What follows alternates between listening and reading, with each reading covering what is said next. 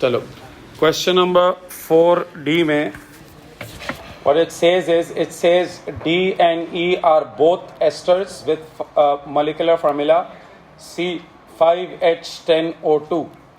Their proton spectra are shown. आपको दो asters के स्पेक्ट्रा गिवन है. यू आर आस्क्ड टू उसका पीरियोडिक अपना हमें डाटा बुकलेट से एक सेक्शन गिवन है एंड आपसे कहा हुआ deduce the structure of the two asters D and E and draw the displayed formula in the boxes below. Okay, देखो बच्चों, मैं बार बार आपसे कह रहा हूँ कि इस टॉपिक का प्रॉब्लम यह है कि तुम मार्किंग की पढ़ोगे, उसके अंदर जवाब तो होगा लेकिन तुम्हें ये समझ में नहीं आएगा वो जवाब तक पहुंचा कैसे. ठीक है, सो इसके अंदर जो क्लास में चीज़ें सिखाता हूँ ना उसको अच्छी तरीके से याद रखो. चाहो तो उसके पॉइंट्स बना लो ताकि तुम्हें बाद में रिवीजन करते वक्त याद रहे कि यहाँ पे हो क्या रहा है. अच्छा देखिए, इधर तुम्हारे पास एक स्पेक्ट्रम है डी का. लेट्स फर्स्ट टॉक अबाउट कि डी के अंदर क्या क्या इन्फॉर्मेशन है. हमेशा मैं कहता हूँ एक नेचुरल टेंडेंसी होती है सबकी कि फ़ौरन डाटा बुकलेट देखें. वो देखते हैं कि पीक्स कहाँ हैं, फ़ौरन जाके डाटा बुकलेट जाके चेक करने की कोशिश करते हैं कि उनकी शिफ्ट वैल्यूज़ किधर हैं. डाटा बुकलेट पे बिल्कुल एंड में जाया जाता है, कभी बीच में ज़रूरत पड़ती है जाने की, बट यूजुअली डाटा बुकलेट से पहले ठीक ठाक काम हो जाता है. चलो अब मैं तुम लोगों को ज़रा डी के बारे में पहले कुछ फैक्ट्स हैं उसको ज़रा साथ साथ लिखता भी जाता हूँ ताकि तुम्हें बाद में याद रहे कि मैंने किया क्या था. फर्स्ट थिंग, कितने कार्बन का कंपाउंड है ये, कितने कार्बन का एस्टर है ये, इसका 5 कार्बन एस्टर. ठीक है, एस्टर के अंदर लिंकेज कौन सी होती है, सी डबल बॉन्ड हो. सो 5 कार्बन में से एक कार्बन तो सी डबल बॉन्ड का होगा. इसका मतलब यह है कि बाकी जो 4 कार्बन होंगे वो प्रोटॉन एनवायरनमेंट्स होने चाहिए. यानी या तो वो 4 अलग अलग भी हो सकते हैं या फिर उनमें से कुछ सेम भी हो सकते हैं. Look at the spectrum of D. अब ज़रा डी को ज़रा देखते हैं, ज़रा डी स्पेक्ट्रम डी को ज़रा स्टडी करते हैं. बच्चों, स्पेक्ट्रम ऑफ डी में सबसे पहले देखो how many peaks in the spectrum of D. There are 4 peaks. ठीक है, सो इसका मतलब ये है कि 4 पीक्स मतलब 4 प्रोटॉन एनवायरनमेंट्स. ठीक है, मीन्स 4 प्रोटॉन एनवायरनमेंट्स. अग्रीड. अच्छा चलो अब ज़रा अगली चीज़ समझो. नेक्स्ट, उनके ऊपर नंबर्स क्या क्या लिखे हुए हैं.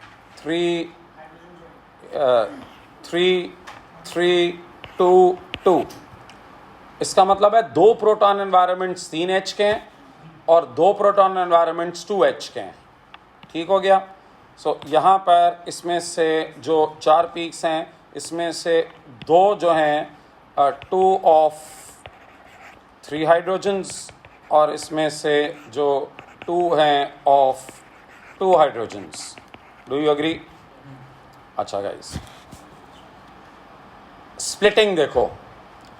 स्प्लिटिंग, जो दोनों 3 हाइड्रोजन वाले हैं दे स्प्लिट इनटू ट्रिपलेट्स.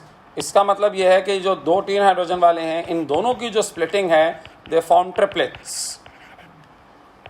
ठीक है, फॉर्म ट्रिपलेट्स.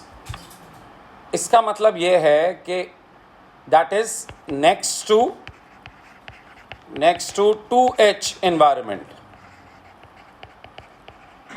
ऐसे ही है, नेक्स्ट टू 2H एनवायरनमेंट. और इधर आ जाओ, ये जो दोनों हैं ये क्या बना रहे हैं, what are they forming, they are forming quartet. ठीक है, 2 क्वार्टेट. ठीक है, फॉर्म क्वार्टेट, दोनों क्वार्टेट बना रहे हैं ना, क्वार्टेट. यानी that is next to 3H environment. Sir काफ़ी हद तक तो पिक्चर क्लियर होती जा रही है ना. अगर आप ज़रा समझें इसको, so let's now try to put them together. ठीक है, तुम्हारे पास 2 CH3 हैं जो बना रहे हैं 2 CH3 कैसे डिसाइड किया मैंने, पहले ये तो बता दूं भाई. 3 हाइड्रोजन वाला जो प्रोटॉन एनवायरनमेंट होता है वो मोस्ट लाइकली क्या हो सकता है, CH3. इसके अलावा सोचो पूरे ऑर्गेनिक के अंदर कौन सा 3 प्रोटॉन वाला तुमने सुना है? कोई भी नहीं सुना होगा। CH3 होता है ना सबसे कॉमन 3 प्रोटॉन वाला जो एनवायरनमेंट होता है ना, वो CH3 होता है। ठीक है, इसका मतलब है हमारे पास 2 CH3 हैं और 2 CH3 हैं एक ही कार्बन पे तो नहीं लगे हुए। वो दोनों CH3 एक ही कार्बन पे इसलिए नहीं लगे हुए बिकॉज वो शिफ्ट वैल्यूज अलग अलग हैं। ठीक है, सो देखो मैं कंक्लूजन्स निकाल रहा हूँ। हर चीज़ देखो, मैं जो चीज़ें लिख रहा हूँ ना, वो इसलिए लिख रहा हूँ ताकि तुम लोगों को समझ में आए कि मैं ये पहुंचा कैसे अपने आंसर्स पे। तो मैं कंक्लूजन निकाल रहा हूँ। कंक्लूजन ये है, वी हैव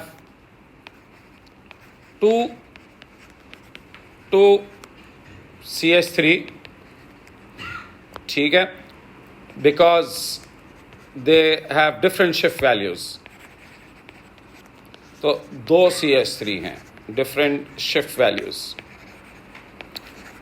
अच्छा, अब अगली चीज, हमारे पास 2 मोस्ट लाइकली जो 2 हाइड्रोजन वाला एनवायरनमेंट है वो CH2 है, क्योंकि 2 हाइड्रोजन वाला एनवायरनमेंट जो होता है वो एक CH2 उसका एक बड़ा जो है ना वो एक तरीके से कॉमन बात है, क्योंकि 2 हाइड्रोजन जो है वो CH2 इज़ वेरी लाइकली कि वो CH2 हो। और उसकी स्प्लिटिंग बता रही है कि दोनों, अच्छा दोनों CH3 जो हैं उनकी स्प्लिटिंग क्या है? दोनों CH3 जो है उनकी स्प्लिटिंग क्या है? ट्रिपलेट। इसका मतलब नेक्स्ट टू क्या हुए?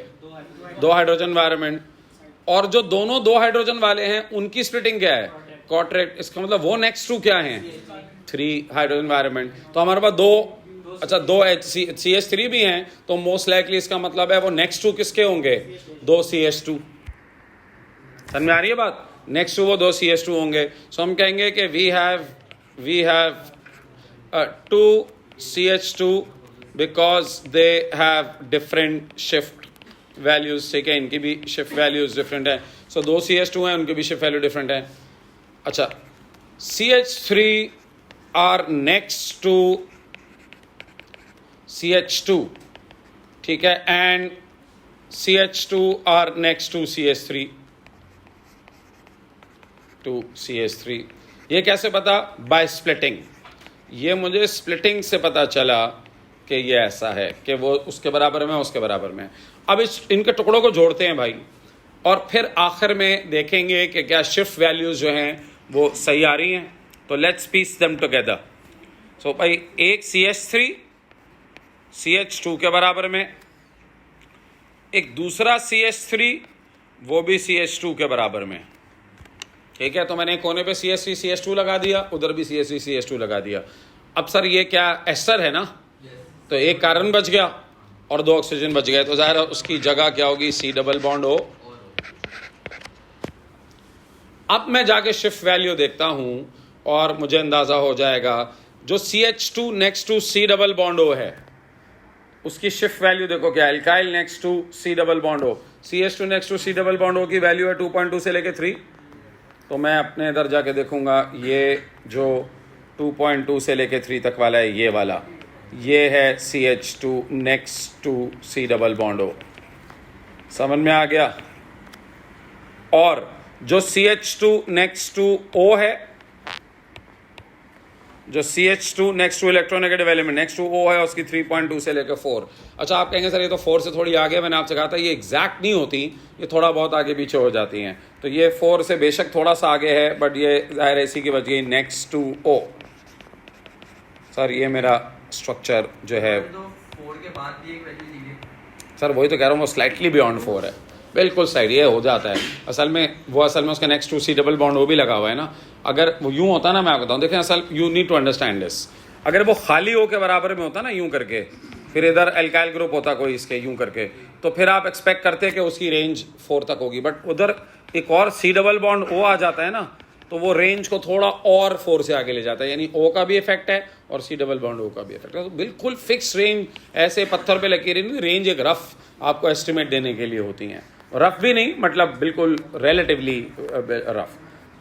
ठीक हो गया भाई, समझ में आ गया ये कौन कौन से CH3 हैं और कौन कौन से। अच्छा, अब एक और बच्चे मुझे एक बात कहते हैं, वो कहते हैं सर ये दोनों CH3 बिल्कुल एक जैसे नहीं है। नहीं, दोनों एक जैसे नहीं है, थोड़ा सा फर्क है दोनों CH3 में। वो थोड़ा सा फर्क ये है कि एक जो है ना वो नेक्स्ट टू CH2 तो है, वो next to C double bond है, और जो दूसरा है ना ये वाला CH3 जो है ये नेक्स्ट टू CO तो है, ये नेक्स्ट टू C तो है, लेकिन ये अच्छा, तो मैं आपको समझा ही रहा था कि ये जो CH3 है ना, ये वाला CH3 ये नेक्स्ट टू CH2 तो है, but which is next to O। ये जो CH3 है ये नेक्स्ट टू CH2 है, which is next to C double bond O। क्योंकि उनका तीसरा नेबर डिफरेंट है ना, इस वजह से शिफ्ट वैल्यू थोड़ी सी डिफरेंट है। जो O के साथ लगा हुआ है ना उसकी शिफ्ट वैल्यू थोड़ी आगे होगी, क्योंकि इलेक्ट्रोनेगेटिव एलिमेंट ज़रा ज़्यादा शिफ्ट वैल्यू को बढ़ा देता है। इसीलिए आप देखें दोनों में थोड़ा सा पीक के थोड़ा सा फर्क है, बहुत ज़्यादा नहीं है बट थोड़ा सा फर्क है। समझ में आ रही है बात? चलें आगे बढ़ते हैं। नाउ ये हो गया आपका स्ट्रक्चर इसका। सर अब आप लोगों को मैं ज़रा 2 मिनट दे रहा हूँ, आप लोग ज़रा फिगर आउट करके मुझे बताइए कि ई क्या है इसके अंदर, ठीक है? Try to determine the structure of E. अच्छा पहले ई निकाल लें, फिर उसके बाद हम इसके सवालों के जवाब देते हैं। पहले सर ई का स्पेक्ट्रम गिवन है, ज़रा 2 मिनट लो और डिसाइड करो ई क्या है। वेटिंग, बाकी लोगों को भी बनाने दो।